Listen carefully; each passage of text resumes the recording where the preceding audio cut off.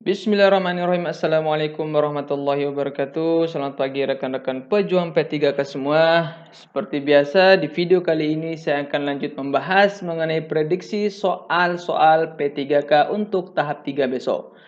Khususnya mata pelajaran seni budaya jenjang SMP. Jadi tahap 3 ini, prediksi soal tahap 3 ini saya ambil dari soal-soal yang keluar di tahap 1 dan tahap 2. Bagi teman-teman yang baru menemukan channel ini, silakan like, comment, and subscribe ya. Kemudian share video ini agar teman-teman yang lain bisa belajar juga. Kemudian bagi teman-teman yang selalu mendengarkan, menyimak video ini, jadi saya sarankan teman-teman belajar sambil menyimak ya, sambil menulis apa yang saya sampaikan di sini. Kemudian jika ada kesalahan dalam penulisan kata atau jawaban yang ada di dalam slide ini, silakan teman-teman lebih detailnya mencari referensi yang ada di Google dan lebih-lebih yang ada di modul yang dikeluarkan oleh Kemendikbud. Oke, kita langsung saja untuk membahas soal berikutnya. Kalau kemarin saya sudah bahas soal mulai dari 101 sampai 112 ya. Silakan teman-teman cari di bagian video, klik. Kemudian di sana sudah banyak sekali saya mengupload video-video yang berkaitan dengan prediksi soal P3K baik tahap 1 maupun tahap 2. Sekarang kita masuk soal nomor 14. Nah, ditanyakan kemarin mengenai cara memainkan alat musik recorder. Jadi teman-teman, alat musik recorder ini seperti yang saya tampilkan di slide ini ya. Jadi alat musiknya itu dimainkan dengan cara ditiup. Nah, langkah-langkah atau cara memainkan alat musik ini ya. Yang pertama, letakkan lubang tiupan di antara dua bibir. Usahakan jangan terlalu masuk atau keluar.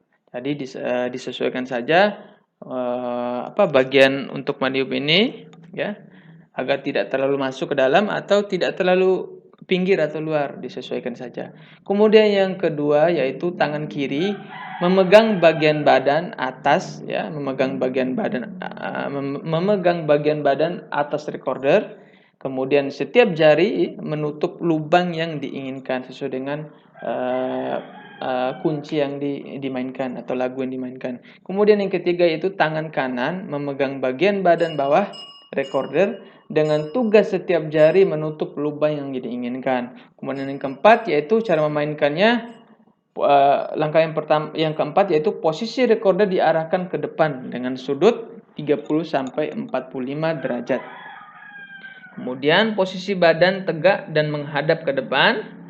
Kemudian pernapasan yang digunakan dalam meniup adalah diafragma. Jadi perlu teman-teman ketahui bahwa pernapasan itu dibagi menjadi 3. Ada pernapasan perut, pernapasan dada, dan pernapasan diafragma. Salah satu dari 3 pernapasan yang baik digunakan dalam memainkan alat musik recorder ini yaitu diafragma. Jadi diafragma ini pernapasan yang baik juga digunakan dalam bernyanyi. Kemudian yang terakhir itu tiupan recorder dengan ucapan tu, bukan hu atau ku. Jadi bukan hu atau ku. Jadi teman-teman tuh ketika meniup alat musik recorder dengan ucapan tu ya, bukan hu. Nanti jadi ini pengecoh yang ada di dalam soal P3K di tahap 2 kemarin. Jadi teman-teman harus mengingatnya ya. Ucapan tu bukan hu atau ku. Kemudian penjelasan lebih lengkapnya cara memainkan alat musik recorder ini di modul belajar mandiri P3K seni budaya khususnya di cabang seni musik di halaman 121. Oke, kita lihat coba ya. Nah, ini contoh, ini merupakan modul belajar mandiri ya yang dikeluarkan oleh Kemendikbud seni budaya khususnya cabang seni musik. Kita cari halaman 121. Nah, di sini memainkan alat musik recorder ya, yang terdiri dari F bass, C tenor, dan C sopran, dan F sopranino. Nah, di sini jenis-jenis recorder.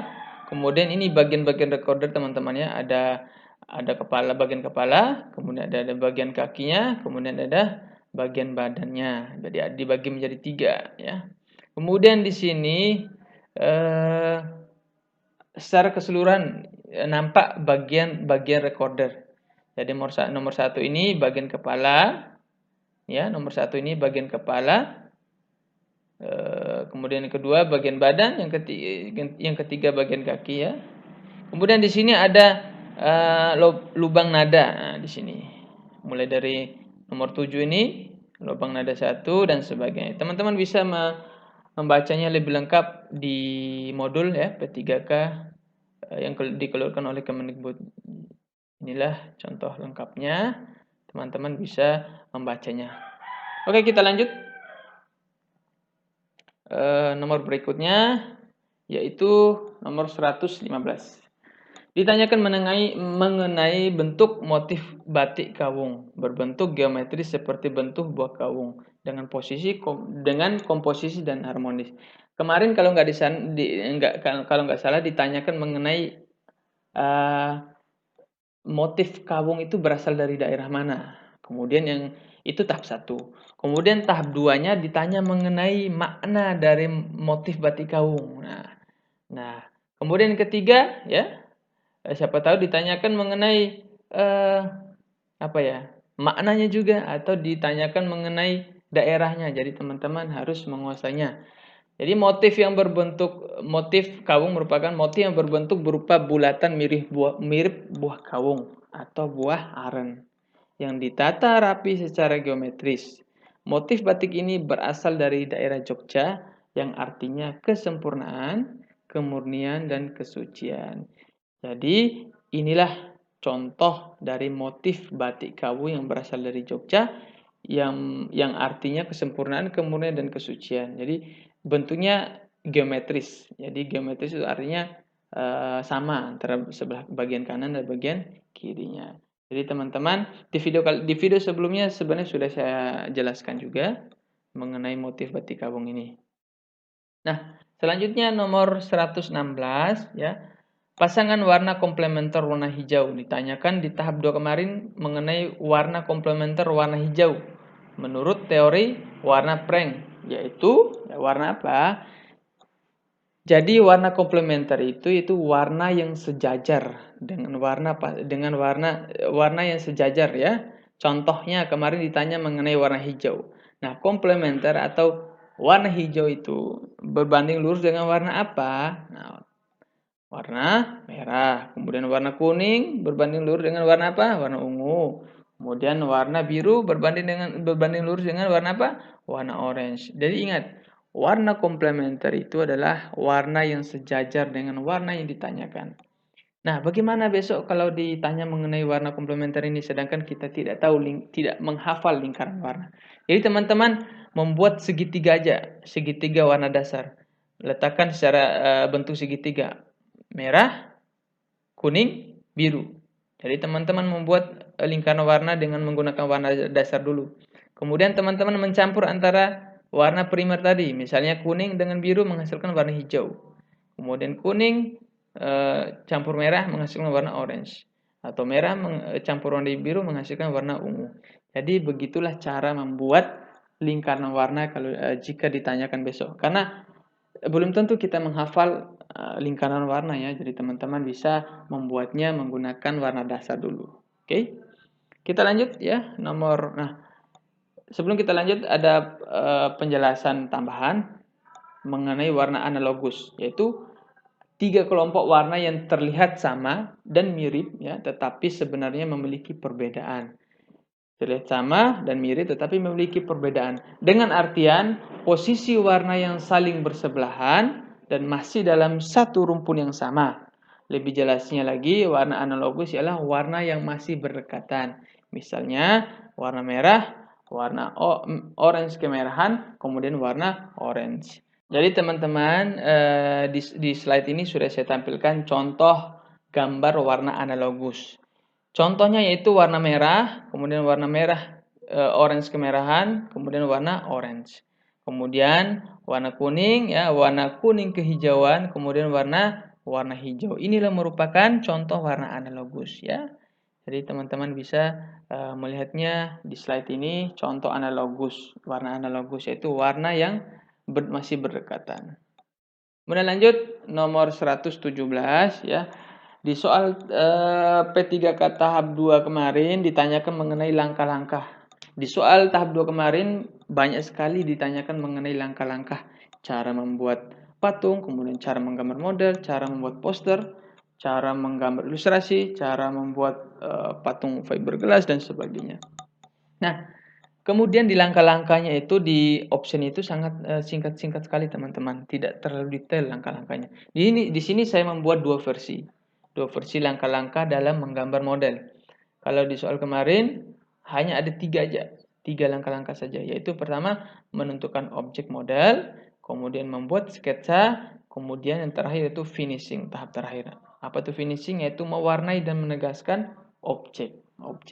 Apa tujuan menegaskan objek? Agar setelah kita menggambar dan mewarnai, kemudian kita menegaskan objek dengan cara menebalkan agar objek atau gambar yang kita hasilkan nampak seperti 3 dimensi. Itulah contoh langkah-langkah menggambar model versi yang pendek ya, yang singkat. Sedangkan di sini saya tampilkan juga tahap menggambar model versi lengkapnya. Yang pertama mempersiapkan media. Apa tuh media teman-teman?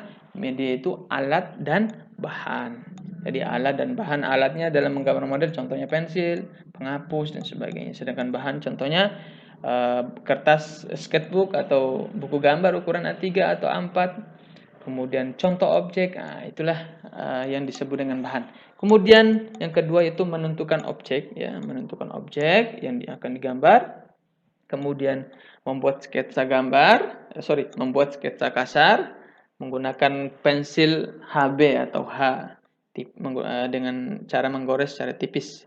Kemudian yang keempat yaitu mengarsir sketsa yang kita buat tadi, kemudian membuat detail dan mewarnai gambar, dan yang terakhir itu merapikan detail gambar atau finishing, mewarnai dan menegaskan objek. Itulah tahap menggambar model versi lengkapnya.